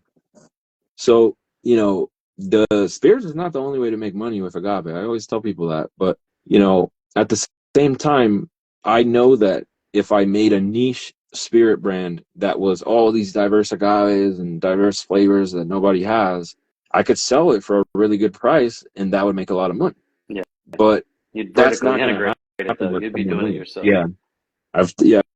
I've talked with people about it, because it's like I calculate probably here in Lancaster, which is a cheaper place to build in LA County, a distillery costing me like probably a mil or two, like probably around that 1.5 mark. That same distillery in LA will be $5-6 million, and probably triple the time in permitting. But the point being, if I get 20, 30 people together and we each pitch in, 30, 40 grand, that's something feasible where we could have a co-op distillery and each of us have a vertically integrated agave company. You get me? Hmm. We could, everybody produces whatever they want, whatever species, take your time, whatever. But when they're ready, you have your, your piece of the distillery that's your use, So say everybody has, for instance, 5%. So you always will have 5% of that capacity of the distillery for your brand. And if you're not making spirits, you can lease that, that use to another brand or whatever, right? So I think it might be something that is very valuable vertically integrating through a co-op, you know what I mean? And that might be how small farmers can actually sell their spirits, make the profit, and not sell it as a commodity. But not everyone's going to have $2 million. Let's just set up this distillery. So, but people can finance, or they might have, 30, 40 grand. And it doesn't have to be that split. People might be buying a 1% use or whatever.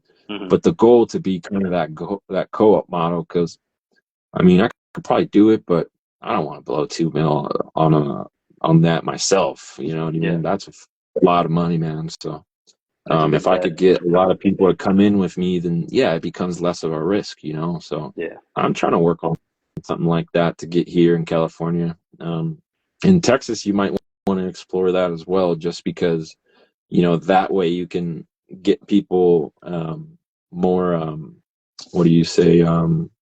Like they're confident that there's going to be a place for their agave. You get me? Like I feel like right now, a lot of people are like, what happens if I grow it and there's no place for it? Which is going to happen. It's going to happen to a lot of people. That's why I say, like, you got 7 years, 5 years, some cases 10, 15. Get started on year one making these contacts of where to place it, right? Or it might take you even 3 years to build a distillery. You don't want to be doing that year 7. Do that right now. And I'm actively trying to work on that with some farmers, because if not, we're going to be screwed. And to beat a dead horse, we've said a million times. For the 7 years, you can be making money in the interim. There are other uses. You can be doing things right now to make money. Yeah. I mean, here I'll give the example. We have some industrial agave farmers coming into California. People that have tens of thousands of acres planted, not of agave, but that's their portfolio, right? And some of them are getting up to 500 and soon will be at the 1,000-acre mark. What happens when you grow the same species as an industrial agave farmer and you go to sell it as a commodity, right? So, like I always tell people, you're not going to be able to differentiate yourself. You're screwed, because you're going to have this industrial guy being able to sell at, $1 or $2 a pound, and then you're trying to charge 3 or 4. You're not even in the question here. You get me? Yeah. But now, for instance, they're focusing on Tequiliana and Espadín. Now, if it's like you, where you got Neo Mexicana and you got Americana, you got some Crescenta or some Salmiana, the stuff they don't have, now you can get a good price for it, because as a commodity, right? Because people don't have it.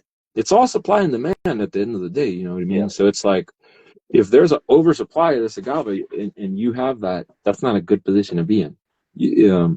That's why I always tell people, I'm like, you have to explore the shit that no one is messing with. How you're messing with these agaves, like, I think that's exciting, because that brings new potential of everything, right?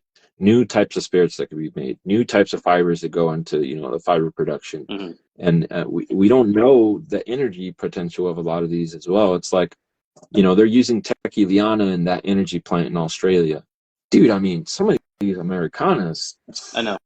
I mean, well, I think about that all the time. I mean, think about it. I'm in Texas, oil capital, So yeah, man. To be able to, all these energy companies that are here, to be able to bring a proof of concept to them and say, you want to diversify? I'll tell I've got something for you you. what. I mean, I already know that Shell is working with different farmers. I won't mention who they are, because I'm not sure if they want me to.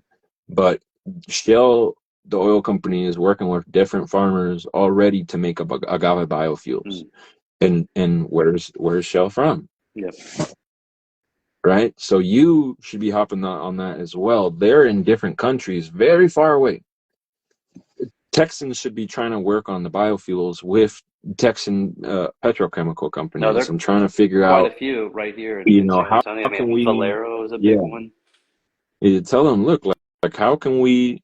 You guys are trying to diversify your portfolios, trying to get away a little bit from this to diversify.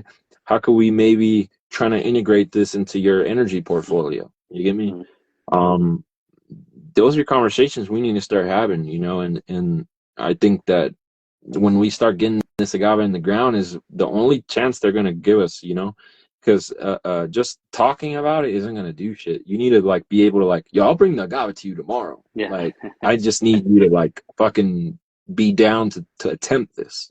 Yeah. And I'll tell you what, I already know a lot of biofuel researchers in Mexico and Brazil that have successfully made a ton of biofuels that are very efficient. So it's like, if really you can do that in America, it would be very significant, you know, Yeah. and I think you got a better opportunity for that than people in California or whatever, because Texas is the center of petroleum, Yeah. you know, for me, in America at least, and I know they have a lot of potential that they could use agave for, right? Yeah. Like Well, I it's very mentioned, a much lot on of my mind. native Texan agaves there, man. Like you have a lot you can explore there for sure. Um, you know, diesel is used in everything, right? It's like, um, and I always tell people, I'm like, I used to have a homie who had a little diesel GTI, you know, like one of those little cars, and this guy would go to like McDonald's and random places to pick up their oils, and you know, he adapted his diesel I've heard engine a of little people bit to doing run off that. it. Yeah. And I'm like, I mean, why is no one doing this for agave? You know what I mean? It takes one experiment to realize this potential. Yeah. So Yeah. that's once again why we, you know, you, me, I think it's a good idea to start to reach out to University of Texas, University of California. How can we start putting on paper what this can do? Mm-hmm. Because, you know, they have the funding potentially to do the experiments that we could have in place and proven by the time we have that agave, you know. Yeah. So once again, this is going to take a couple years to research, a couple years to develop, and we want to be ahead of the game so that when it's ready, you're like, "Shell, here's 100 acres of my agave." You know, Yeah. um, it's going to get real interesting there for sure. I agree. That's one area I'm exploring a lot too, and yeah, even like you mentioned, it's like they're going to just need a crazy amount of it. It's like a lot of people, you know, in agave, see other agave farmers as a lot of competition, you know. But I'm always like, how I just told you, I sold out of a lot of agave. I'm hitting up my other agave farmer friends. I'm like, yo, everything you got, like, Yeah. bring it. You know what I mean? I'm like, I'm gonna resell it. I don't Well, care. I'll make money on that. You know? I 100% agree. I mean, it's not like, if we think about it correctly, the pie is too big for It's anyone, huge. you Yeah, know? And the more we work together to raise awareness and education, the pie just gets bigger. And that's yeah. sort of the epitome of a high, a rising tide lifts all boats. Comes down again to those spirits. You know, it's like because everyone's trying to make spirits. It's like they're all selling the same product, so sometimes they get a little competitive, but I don't know. I think there's, you know, market for everyone if you're a good enough spirit and you're high Hmm. quality, you know, regardless of where you are. You know, you can make agave spirit in fucking Antarctica or whatever, and if you make good quality, people buy it. You know, I Yeah. mean, um, yeah. So I just think, you know, all that people need to think about for sure. What do you what do you call it or what got you into growing agave at first, you know, like you know, why did you even want to start this agave farm, you know? My wife is from Guadalajara, and Nice. for me, it was a spirits route first. Realizing Yeah. that tequila was more than just what I did in college. I think that's a story for a lot of people. Realizing that Hmm. agave spirits, that there's a whole different world there, and once one of our first dates that we went on when I visited her and met her family, she took me to tequila, and just Hmm. touring and seeing, and I don't know, my eye was open on that, and I would say that was like an early seed that was planted for me. I really got interested in agave spirits, and Yeah.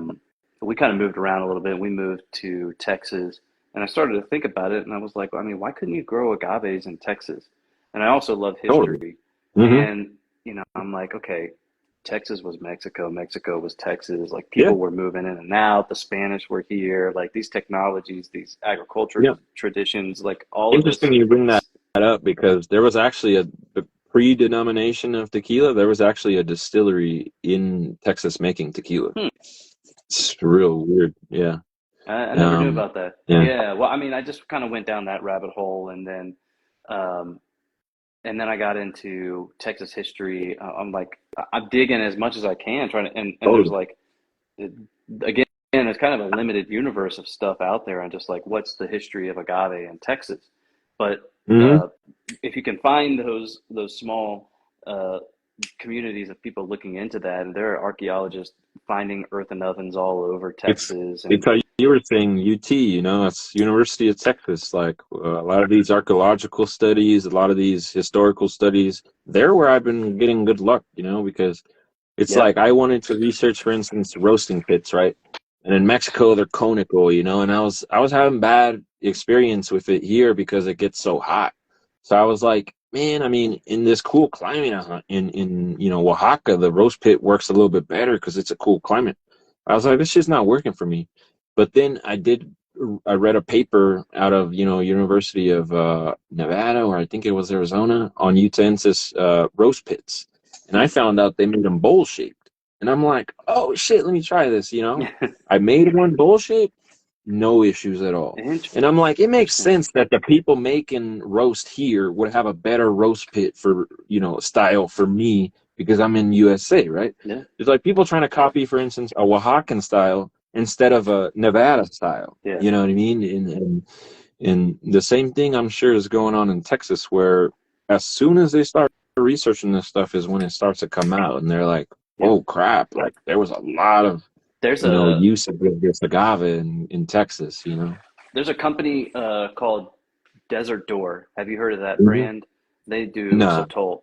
that's yeah. These guys, Oh, these guys, it sounds familiar. Yeah, yeah.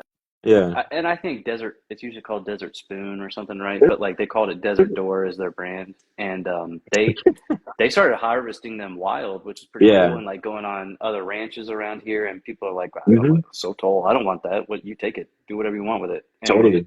that's Yeah, how they started their brand. It's pretty cool, I think and there's a long dope. history of Yeah. that too. I mean, there's several Decilerion, which is what Sotol is, Hmm. species that are native to Texas, and all of them actually could be used for spirits. So that might be something you want to explore as well. It's like, these natives, people have been using them, consuming them, for thousands of years in the area. You know, it's interesting to me because I had a similar case here in California. It's like I found out Hespero Yucca Whippley had been used for like 7,000 years in LA Hmm. County, and I'm like, what the heck? Like, so there's an agave-like plant in the agave family that they had been roasting exactly like agave. And as a historian, I know up until like the 60s, Yucca agave were in the same. They were seen as like the same. So I'm thinking, I'm like, man, these guys probably thought it was agave. You know what I mean? Hmm. Like they're using it the same way. Uh, but what I'm getting at is because we have little researched a lot of these tribes and their history, and they haven't found that they've utilized it for alcohol. But I definitely think it's the case as a historian Yeah, because I'm looking at it and I'm like, okay, so you're telling me the knowledge of a growing agave transferred over, the roasting transferred over, they brought plants over, they ate them. So everything of agave in Mexico, they were doing the same over here, but they didn't know the alcohol portion. To me, it sounds sketch. You know what I yeah, mean? yeah. I think we just That's haven't just found the where their research on it. knowledge just magically ended right there. It's like, Yeah, it's like, nope. nah, they were, dude, agave has gone as far as Mississippi as a historian. Same with corn. And I'm like, they're finding this shit in caves and, the Southwest and the East. And I'm like, all right, man, Yeah, I don't think they didn't know how to make alcohol, to be honest with you. yeah. But I bring that up because there's thousands of years of history that they need to explore more because I people were totally using agree. it in very similar styles. Yeah. And as far as they knew, many of this Decilerion, many of this Yucca was agave. It was only reclassified by botanists a couple decades Yeah. ago. So um, to me, yeah, like I said, it sounds a little sketch. I think that they definitely knew how to make alcohol from it. I've read a few studies where the weirdest thing, they made alcohol from the flower stalks. You know what I mean? Interesting. Like they ground up, fermented it, and made alcohol from the Agave flower stocks? stalk. Yes. Interesting. And I'm like, if they knew how to do that, I mean, Yeah. the pina is like the more useful part of the plant, Yeah. you know? So it's lining up for me as a historian. And that's even Yeah. something I might want to research, to be honest with you. Like, Yeah. and they actively do it, but it's like I'd love to like dedicate some time to actually like going out and trying to find these roast pits and seeing, maybe if I could find remnants of something that would describe or prove the fact that they were making alcohol with this agave. Yeah. Because it just doesn't, it lines up, but it just, the proof isn't there I, yet. So that's why I I tell people love my that stuff, personal man. opinion is they made it, but I can't prove it, so I'm not gonna lie to you, Yeah. But Well, the more I you definitely think they messed find with it that, for sure. share with me whatever you find, because I eat that stuff up, man. I love the Um, history. I love the archaeology of yeah, it all. There's I I mean, I just recommend posted for today you about the what's up? Center for Big Bend Studies. Yeah. You should follow them. You should check them out. Sol Ross University. These are all Hmm. like far west Texas. They do a lot of really cool exploration studies. Big Bend Yeah, area. There's so much there. I'm trying to learn as much as I can too. It's a tough thing, because you're still trying to farm too, but it's like that's the only way to advance. You got to learn a little bit, read a little bit. It's like people, as a consultant, ask me so much questions and they think like I'm a super genius and I know everything. I don't. Like, I'm a historian. What I do is I Read take that nonstop. question and I read the fuck out of it, and Yeah, then I go back to them with like essays of shit, and yeah, they're like, how'd you know this? I'm like, that's what a researcher does. yeah. He finds the solutions. It's tough, So, man. I just, a lot of it you is know, trying to teach people how to do that too. I'm like, these are the resources you might find these papers at. This is the universities you got to read, some of their stuff, like, but little by little they learn. it's hard for me too. I For told sure. you, I'm a lawyer. I'm in a law firm. Like, I get to go to my farm once a week, and it's hard enough Totally. just to get like 5 or 6 hours of work in, and it's hard to do that. Yeah. That's how I started, man. That's why I know exactly how you feel for, the first complete cycle of my agave, the first 6, 7 years. I was only here once or twice a week, minimal hours. And that's why I think a lot of, the issues I couldn't, like, it was trial by fire, you know what I mean? Because now when I'm on the farm, I can realize what's happening. Like, I'm part of the ecosystem almost. Yeah, And it's like you start realizing like, oh, okay, like, I start seeing more birds coming and I'm like, oh, I don't need to hand pollinate as much as I thought. I start seeing more rodents coming. I'm like, oh, okay, I don't need to, work on these areas as much, or on these I need to work more on. But if you're not there as much, it's hard to learn. So it's like, that's why I always tell people, make it a minimal care system, right? hmm If I had to tarp something, for instance, during those 6, 7 years, it would have died. yeah, If I had to water something during those years, they would have died. hmm If like I planted Americana, Vilmoriana, a bunch of stuff that I got from gardens, like half of it died, I mean, and then I learned what species made it and stuff. So it's like, yeah. you know, once a week it's tough, but it's doable for sure. You just gotta stick to how I'm saying, low labor, low input, and low amount of care for those agave. You'll be chill. Yeah, I but mean, it's some interesting how agave, you start man. to learn the signs, though, right? Like Yeah, I have this, the deer have been eating some of our agaves, and I see, like, I go in and I see all the grass laid over, right? And I'm yeah. showing my son, I'm like, look, they were bedding down right there. You can see where they're Mhm. laying. And it's funny, the picture that I posted to my story when I said I was going to jump on with you, Yep. that picture of that agave that I posted, it looks perfectly pruned. That agave was eaten down by deer, and it's Yeah. hilarious how they ate them. Like, they perfectly pruned it, and they're like 3 or 4 leaves Well, it's sticking up. It just looks it's some of the perfect. Like, they things just ate it. we're talking about. It's like, the deer is almost like giving you a compliment. It's like, you did a good job. This agave is Yeah, really healthy and nutritious for me. You know what I yeah, mean? And it's like, a diseased or a weak plant, you don't see a lot of that being killed by rodents. It's like they almost go for like very healthy stuff. That's why, like I said, I see it almost as a compliment. You just gotta learn how to work with the animals. Yeah. Yeah. You know what I would Mhm. love to know? It would be really hard to study, but someone could do it. Is like, what happens inside that agave when like the saliva of the deer comes in or something? You know, like Yeah. I bet there's something going on inside that agave. Like it might be pushing Oh out new yeah. pups. It might be saying, "Oh, I got to defend myself. I got to survive." Is sugar content Yeah. going up? Like I wonder I've what's had going on. some, I have a lot of different theories and experiences with that. You know what I mean? It's like I've had agave that, like, I call them, like extreme puppers, because essentially, like, I harvest as soon as a pup gets to 5, 6 inches from them, I Mm-hmm. harvest it, and then they'll put out more, and then there's some agave that, I'll give you an example. I have some agave Americana. Their average production of pups might be on a dry farm system, 10 to 15 pups a year, right? Where I have another couple of agave Americanas that they're pumping out 100 pups a year. And Wow. those are specifically because I'm harvesting them all the time, right? And I'm knowing that this agave has already started to react to what I'm doing. So if I didn't take away the pups, it would kind of top out around 30, 40. Mm-hmm. But one time I went around and harvested them all. I didn't pick or choose. I just got them all 40. And then like a month or two later, I saw like another 40. And I'm like, shit, man. All right, I'm gonna just start harvesting more often instead of letting them get big.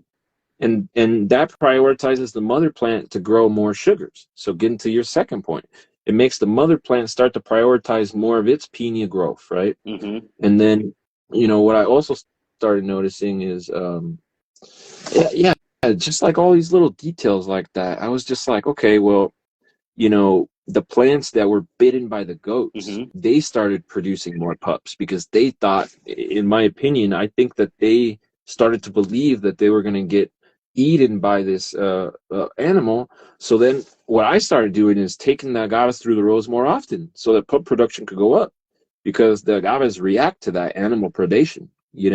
So it might be funny. You might start to see a young little pup come out of that agave just because of what that deer did. Mm-hmm. And even another point off this, like, there's a lot of points off that, deer thing you just gave me, but it's like when you're trimming down the agave like that, its natural defense mechanism is saponins, right? So saponins I'm focusing on heavy saponin agaves because I want to focus on maybe potentially exploring a lot of the biomedical stuff with them, right? Okay. So if and here's where I'm going with that. If the deer predation causes a acceleration of saponin production in the agave, that's very crucial information. Yeah. You know what I mean? That is going to be valuable for someone who's focusing their agave for saponins.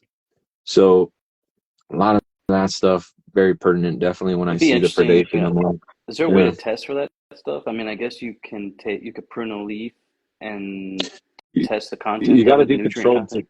yeah, probably controlled trial of like the same species in the same farm, and then planting them kind of like in the same maybe row, and trying to see, you harvest one its pups and you don't on the other one. And that's kind of what I've done here. It's like, the agave americanas that are high pup producers are the same cultivar as the ones that are medium pup producers. Mm. I don't know what evolved or what changed or what small difference there is, right? But they came from the same mother. So as I start to think, that's the stuff I want to explore. What you're saying, it's like, what is causing that? If it's not the animal, so you would just have to do a controlled trial. Just grow a bunch of them and start harvesting pups and leaves off one, and the same other one don't do it, and you Yeah. know, um, write your results. But from just like observation, that's pretty much been what I've been observing, and it's leading to how I'm managing my agave, because before I wouldn't take them through the rows as often, and now I'm like, well, I could get another 30-40% of pup production if I bring them through the rows. So but then, I know that like if they go through the rows, they're gonna be eating a lot more leaves. So it's like, if I want them for fiber, you get me, like it's trade-offs for Yeah. sure. So you might, if I'm selling plants right now, that's why the pups are okay, yeah, I want to do that. But you might want to actually do the opposite and not bring them through the rows as often if you are focusing on fiber, right? So then, yeah, just being adaptable for sure on that end. It's like, once again, you can't just focus your agave farm on one thing because, it's going to be tough. Well, man, I'm gonna have to call it, I think. Yeah, man, it's getting late on us. Yeah, Especially over there, huh? It's like 10. yeah, it's like 10. No worries, man. It was a good, I We've think, had the flu going through our house. education talk. We got two kids, and so Oh, yeah. hopefully my No wife worries. forgives me for having this interesting agave conversation while we got that going on. Well, I'll have it up line, and I'm gonna put it on the podcast soon, and then you can listen to it audio or watch it or whatever on wherever.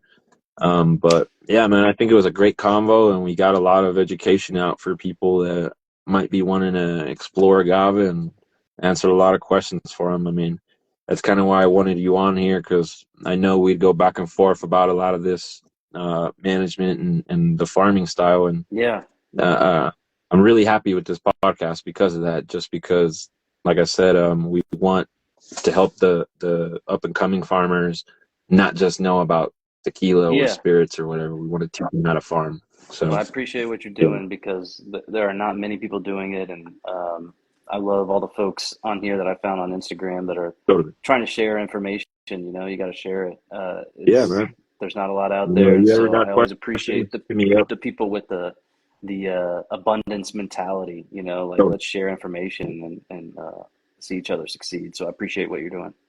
Yeah, man. That open source environment is going to help us all accelerate our growth for sure. I agree with that. And yeah, man. Thanks for the great chat. All right, I brother. don't want to keep you too much from your family, but Hey, man. it was a good one, man. And I'm happy with Absolutely. it, what we talked about.